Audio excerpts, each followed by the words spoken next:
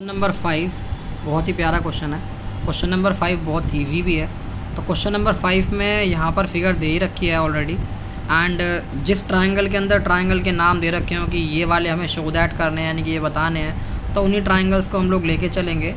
बाकी क्वेश्चंस में ये बता ही रखा है कि किस तरह से हम लोग ट्रायंगल की नेमिंग करते हैं और ट्रायंगल की नेमिंग से फ़ायदा क्या होता है कि अगर ट्रायंगल की नेमिंग सही की जाए।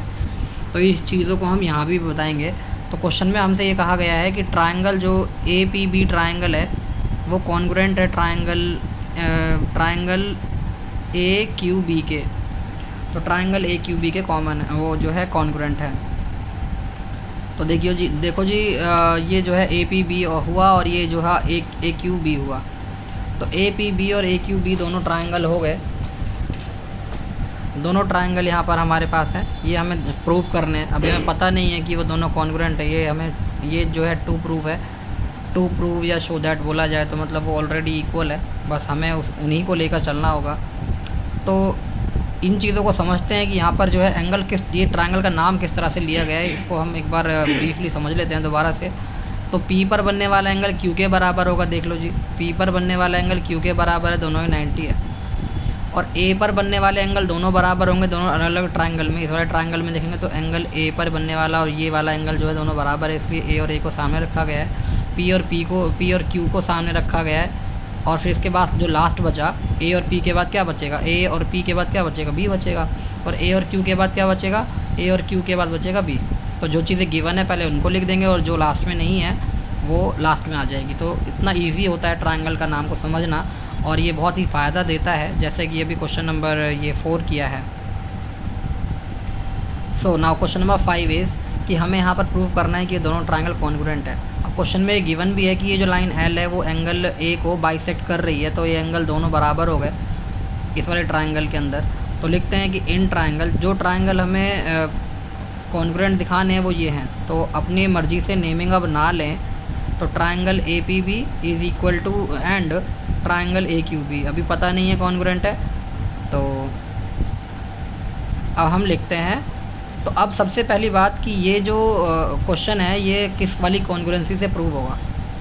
तो क्वेश्चन को करने से पहले अब देखो, हम लिखने को तो लिख भी सकते हैं, कोई प्रॉब्लम वाली बात नहीं है। बच्चे को साफ साफ दिखाई दे रहा होगा कि ए बी जो है इन दोनों ट्रायंगलों में ए बी आ रहा है, तो चलो जी ए बी लिख देते हैं। ए बी और ए बी दोनों में कॉमन आ रही है, कोई ये चीज़ें लिखने में कोई प्रॉब्लम नहीं आएगी। और ए क्यू बी जो है, ए क्यू बी जो है वो ए पी बी के बराबर होगा, ए पी बी एंगल के बराबर होगा। अब ये एंगल की नेमिंग भी बहुत मैटर करती है। ए पर बनने वाला एंगल इसमें और ए पर बनने वाला एंगल दोनों में बराबर है। क्यू पर बनने वाला एंगल पी के बराबर है और बी पर जो बचा लास्ट में, जैसा कि अभी बताया था यहाँ पे, तो इस तरह से बी लास्ट में आ जाएगा। तो दोनों जो है इक्वल हैं, लिख देंगे कि ईच 90। पी और क्यू पर बनने वाले 90 है दोनों, और ए बी क्या है, दोनों कॉमन है, दोनों कॉमन है। फिर इसके बाद हमारे पास लास्ट चीज़ बचती है, वो ये है। तो यहाँ पर हमें दिखाना है क्यू ए बी, ये वाला angle Q A B equal है एंगल। अब देखो क्यू से शुरुआत की है तो क्यू पर क्या बन रहा था 90, तो हम पी से शुरुआत करेंगे क्योंकि पी पर बन रहा है 90, तो पी से शुरुआत करेंगे और पी से ए आए और यहाँ से हम लोग मुड़ गए, तो पी ए बी। तो करस्पॉन्डिंगली आ रहा है बी पर बनने वाला एंगल बी के बराबर है और ए पर बनने वाले ये दोनों एंगल बराबर है, क्यू पर पी पर बनने वाले ये दोनों एंगल बराबर है। लेकिन यहाँ पर आइडेंटिफाई हो रहा है कि एंगल ए को हम लोग आइडेंटिफाई कर रहे हैं। हम कर रहे हैं क्यू ए बी को और कर रहे हैं पी ए बी को। तो लिख देंगे कि angle A is bisected by line L. ये लाइन एल ने इसको बाइसेक्ट कर दिया है। तो हमारे पास बच्चों यहाँ पर 3 चीज़ें आई हैं, एक साइड आई है और 2 एंगल आए हैं। अब अगर एक साइड आई है और 2 एंगल आए हैं तो आपको ये जो है समस्या बड़ी क्रिएट होगी यहाँ पर कि एंगल साइड एंगल लगाऊँ या एंगल साइड लगाऊँ। देखो, अगर इसको इसी फिगर के माध्यम से समझना है तो समझते हैं कि कौन सी वाली दोनों में से कौन सी कॉन्ग्रुएंसी लगी।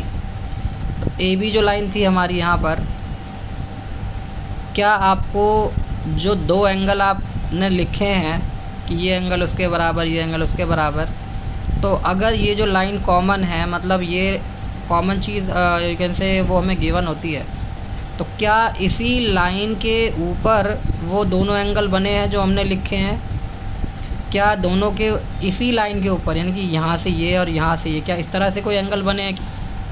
तो आपको ये चीज़ दिखाई दे रही है कि इसी लाइन पर इस तरह से दो एंगल नहीं बने हैं। इस लाइन पर एक एंगल बना है और इस लाइन से हट के कहीं एंगल बना है, तो इसलिए एंगल साइड एंगल नहीं लगेगी।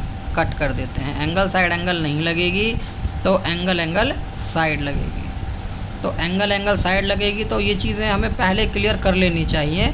देखो ये इसलिए मैंने पहले ही बोला था कि यहाँ पर 90 बन रहा है, ये दोनों बाइसेक्ट हो रहे हैं, ये कॉमन है, और यहाँ पर एंगल बने, तो ये इसी लाइन पर दोनों एंगल नहीं बने। तो आपको क्वेश्चन में पहले ही क्लियर हो जाएगा करने से पहले कि एंगल एंगल साइड लग रही है, तो हम इसलिए एंगल को पहले लिखेंगे, फिर एंगल को पहले लिखेंगे और साइड को लास्ट में लिखेंगे। तो लिख देंगे कि यूजिंग AAS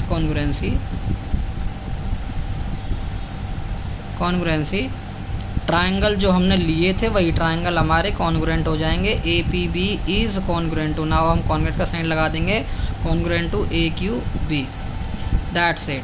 ये पार्ट नंबर 1 था, ये ख़त्म हो चुका है। पार्ट नंबर 2 जो है वो इसी पर डिपेंड करता है। पार्ट नंबर 2 में बोला गया है कि BP और BQ जो है, ये जो है B से लेके P और B से लेके Q। अब क्योंकि जब ये दोनों ट्रायंगल कॉन्ग्रुएंट हो जाते हैं, तो जब ये दोनों ट्रायंगल कॉन्ग्रुएंट हो जाते हैं, तो देखो ट्रायंगल दोनों राइट एंगल ट्रायंगल है, कोई दिक्कत वाली बात नहीं है। दोनों के दोनों राइट एंगल ट्रायंगल आप इस तरह से बना लो, आपको समझ में आ जाएगा।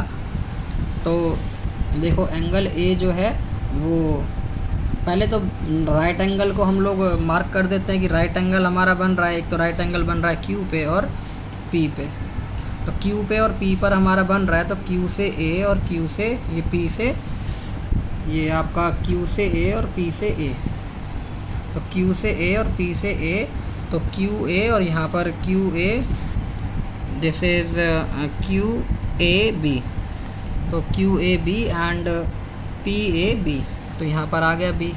तो देख सकते हैं कि 90 के सामने 90 आ रहा है, और क्योंकि एंगल A दोनों बाइसेक्ट हो रहा था यहाँ पे, तो एंगल A जब बाइसेक्ट हो रहा था तो दोनों एंगल A हमारे बराबर हो गए। और कौन सी साइड कॉमन आ रही थी? साइड कॉमन आ रही थी AB, तो साइड ये वाली कॉमन आ रही थी, ये वाली साइड कॉमन आ रही थी AB कॉमन आ रही थी।